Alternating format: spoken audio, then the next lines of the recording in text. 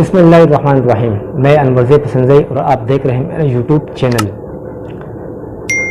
کل اسلام آباد احتساب عدالت میں ایک اہم ڈیولپمنٹ ہو چکی ہے، جس میں 4 ملزمان پر فرد جرم عائد ہو چکی ہے اور 5واں اشتہاری قرار دیا جا چکا ہے۔ 4 میں سابق صدر آصف علی زرداری، سابق وزیر اعظم یوسف رضا گیلانی، انور مجید، عبدالغنی مجید شامل تھے، اور سابق وزیر اعظم میاں نواز شریف انہیں اشتہاری قرار دیا جا چکا ہے۔ سب سے پہلے اس پر بات کرتے ہیں کہ توشہ خانہ ہے کیا، یہ کیا چیز ہے۔ اس پر سب سے پہلے آپ کو بتاتا چلوں اور آپ کو یہ معلومات دوں۔ توشہ خانہ یہ ایک وفاقی حکومت کے ماتحت ایک لوکر ہوتا ہے، یعنی ایک ایسی جگہ ہوتی ہے جس میں دیگر ممالک کے صدور یا وزراء اعظم جو بھی تحائف بیچتے ہیں، یعنی قیمتی تحائف، وہ اسی میں جمع کیا جاتا ہے، اور یہ کسی عہدیدار کا نہیں ہوتا بلکہ یہ عوام کا ہی ہوتا ہے۔ تو یہ جو کل کا جو ڈیولپمنٹ ہو چکا ہے احتساب عدالت میں، اس میں بھی یہی معاملہ آیا ہے کہ ان لوگوں پر فرد جرم عائد ہو چکی ہے، اور دوسری جانب میاں نواز شریف اشتہاری قرار دیا جا چکا ہے۔ اب دیکھتے ہیں میاں نواز شریف صاحب واپس آتے ہیں، سرنڈر کرتے ہیں یا نہیں۔ بہرحال اس پر آئندہ انشاءاللہ کبھی پروگرام کریں گے، لیکن سب سے پہلی بات تو یہ ہے کہ ہمارے حکمران جو ہمیں یقین دلاتے ہیں کہ ہم ایماندار ہیں اور عوام کو پتہ نہیں کیا کیا کچھ کھے جاتے ہیں۔ الیکشن سے پہلے آپ کو یاد ہوگا میاں نواز شریف کے بھائی شہباز شریف الیکشن سے پہلے کمپین میں اکثر کہا کرتے تھے، آصف علی زرداری صاحب کو کہتے تھے کہ یہ علی بابا 40 چور ہے، انہیں علی بابا کے نام سے پکارتے تھے، اور یہ بھی کہتے تھے کہ اگر ہماری حکومت آئی تو لاہور کے سڑکوں پر اسے گھسیٹوں گا، پشاور کے سڑکوں پہ گھسیٹوں گا، لاہور کے سڑکوں پہ گھسیٹوں گا، کراچی کے سڑکوں پہ گھسیٹوں گا۔ اس طرح کی باتیں ہو رہی تھی، لیکن دوسری جانب اس کو یہ پتہ نہیں تھا کہ ان کا بھائی میاں نواز شریف اور یہی علی بابا 40 چور جسے کہا جاتا تھا آصف علی زرداری، دونوں ایک ہی کیس میں مشترک ہو کر چوری کر رہے ہیں۔ یہ جو توشہ خانہ ہے، اس پر پہلے بھی میں نے ایک پروگرام کیا ہے، آپ دیکھ لیں، پوری تفصیل ہے اس میں۔ لیکن دیگر ممالک یعنی بیرون ممالک سے جو بھی تحائف آتے ہیں قیمتی، وہ سارا اسی میں جمع ہوتے ہیں۔ اس میں قیمتی کاریں ہوتی ہے، گھڑیاں ہوتی ہیں قیمتی، سونا چاندی جواہرات ہوتی ہے، مختلف قسم کی مہنگی مہنگی چیزیں آتی ہے، اور یہ بیرون ممالک کے صدور یا وزراء اعظم اسی لیے پاکستان بیچتے ہیں۔ جب پاکستان میں کوئی مصیبت آتا ہے، ڈیزاسٹر ہوتا ہے، تو یہ وہ بیچتے ہیں کہ انہیں بیچ کر اسی مصیبت زدگان پر لگا دیا جائے، لیکن وہ تو شخانہ میں جمع ہو کر یہی حکمران اپنے لیے استعمال کرتے ہیں، اپنے ذاتی کاموں میں، اپنے بچوں کے لیے۔ آپ کو یاد ہوگا جب پاکستان میں زلزلہ آیا تھا اور حکومت تھی پیپلز پارٹی کی، اور وزیر اعظم تھے یوسف رضا گیلانی، ترک کے صدر طیب اردگان کی وائف نے اپنا ایک قیمتی ہار تحائف میں دیا تھا یوسف رضا گیلانی کو کہ اسے توشہ خانہ میں رکھ کے یا بیچ کے، اور اس پر سیلاب زدگان پر یہ لگا دیا جائے یہ رقم۔ لیکن وہ ہار کچھ دن تک یوسف رضا گیلانی کی وائف نے اپنے استعمال میں لایا، اس پر بڑے پڑے ہوئے کافی حد تک، پھر بہرحال واپس ان سے لیا گیا۔ تو اس طرح کے یہ معاملات جو ہوتے ہیں نواز شریف اور آصف علی زرداری نے کیے، ایک طرف ایک دوسرے کے مخالف ہوتے ہیں، دشمن ہوتے ہیں، لیکن کرپشن ساتھ ساتھ کرتے ہیں۔ اب اس کیس میں کیا ہے، ان میں جو قیمتی چیزیں تھی، یعنی قیمتی گاڑیاں تھی، لگژری گاڑیاں تھی، ایک گاڑی کی قیمت تھی 40 لاکھ، جسے آصف علی زرداری نے 6 لاکھ میں خریدا، اور میاں نواز شریف 2008 میں کسی عہدے پر فائز نہیں تھے، یعنی پبلک آفس ہولڈر نہیں تھے، اور انہوں نے آصف علی زرداری سے درخواست کی زبانی کہ ہمیں ایک کار چاہیے، اور انہوں نے سستے داموں دے دیا، یعنی 15% پیسے دے کے وہ چیزیں قیمتی گاڑیاں حاصل کر لیتے ہیں یہ لوگ، یعنی انلیگل کام کیا ہے، کوئی درخواست یا نوٹیفیکیشن بھی نہیں دی ان کو اور وہ حاصل کر لی۔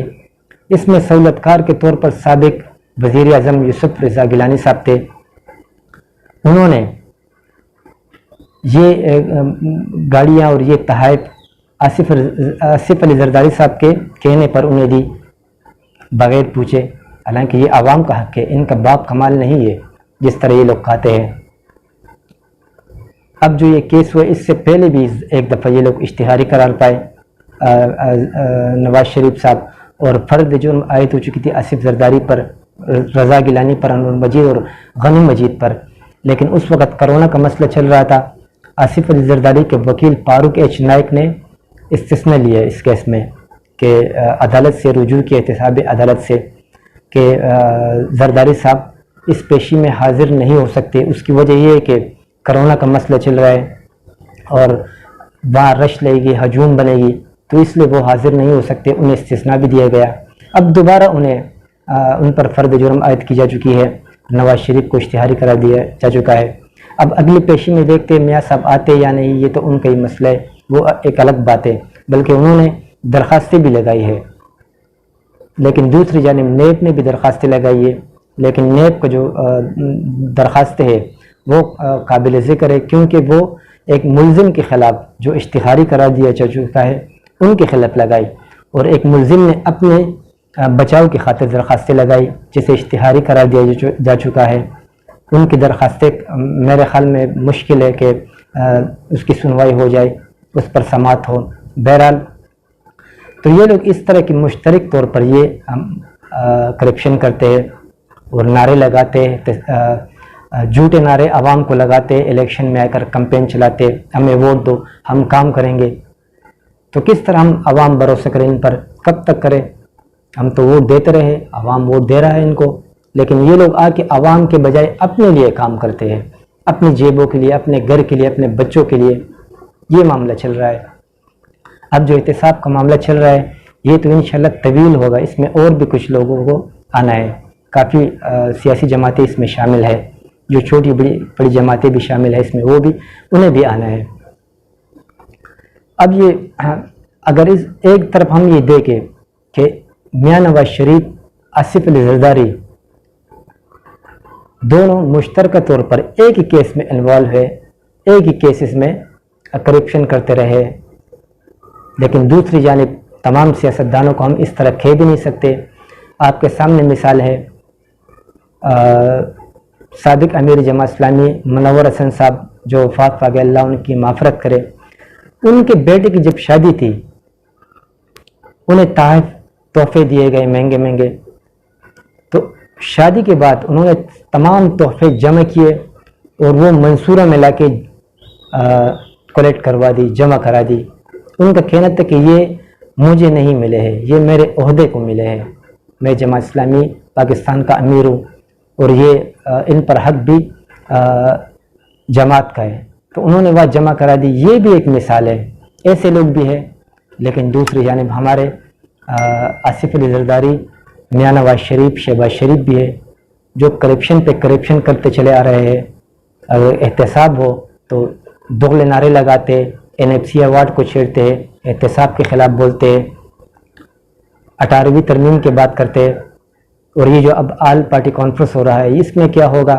اس میں کچھ بھی نہیں ہوگا۔ آصف زرداری یعنی پیپلز پارٹی اور مسلم لیگ نون یہ اپنے بچاؤ کے لیے کر رہے ہیں تاکہ ہمیں کوئی ریلیف دی جائے، ہمیں کوئی موقع دیا جائے، لیکن احتساب کا یہ سلسلہ آگے بڑھ رہا ہے، انشاءاللہ یہ رکے گا نہیں، مزید بڑھے گا۔ اس میں شہباز شریف اور ان کی فیملی بھی عنقریب گرفتار ہونے والی ہے۔ میاں صاحب تو انشاءاللہ آئے گا تو گرفتار ہو جائے گا، بلکہ وہ آئے گا بھی نہیں۔ اس کی وجہ یہ اگر وہ پاکستان آئے گا تو کیا کرے گا؟ سیاسی ماحول بھی نہیں ہے، الیکشن کمپین بھی نہیں ہے، انتخابات بھی نہیں ہو رہے ہیں، کس لیے وہ آئے؟ یہ آئے گا تو جیلوں میں دھکے کھائے گا، جیلوں میں پڑا رہے گا، وہاں آرام سے سیر تفریح کر رہے ہیں۔ اس سے بہتر ہے کہ وہاں رہے۔ وہ تو کہہ رہے کہ میں پاکستان آ رہا ہوں، لیکن دوسری جانب مسلم لیگ کہتے کہ نہیں، ہم نے انہیں ان کے کردار کہتے کہ ہم نے انہیں روکا ہے، یہ ایک جواز بنا رہے ہیں، اس طرح کچھ بھی نہیں۔ میاں صاحب فی الحال کچھ کرنے کے قابل نہیں، نہ وہ پاکستان آ رہے ہیں، اور اگر یہ اپوزیشن مل کر بھی حکومت کے خلاف کچھ کرنا چاہے تو کچھ بھی نہیں کر سکتے، ان کے پاس ہے بھی کچھ نہیں کرنے کے لیے۔ اب یہ احتساب کا جو سلسلہ چل نکلا ہے، انشاءاللہ یہ مزید بڑھے گا، آگے جائے گا۔ اب جو یہ فرد جرم عائد ہو چکی ہے آصف زرداری پر، اس پہ آگے مزید اس سے کچھ زیادہ ڈیولپمنٹ ہوگی، میاں صاحب کے خلاف بھی کارروائی ہوگی، اور اس طرح انشاءاللہ یہ لوگ گرفت میں آئیں گے، کیونکہ یہ قومی مجرم ہے، اور قومی مجرموں کے ساتھ یہی ہونا چاہیے۔ احتساب کے عمل کو تیز کیا جانا چاہیے، بلا امتیاز احتساب ہونا چاہیے۔ ملتے ہیں اگلے ولاگ میں، اپنا خیال رکھیے گا، میرے چینل کے بھی، پاکستان کا بھی۔ پاکستان زندہ باد۔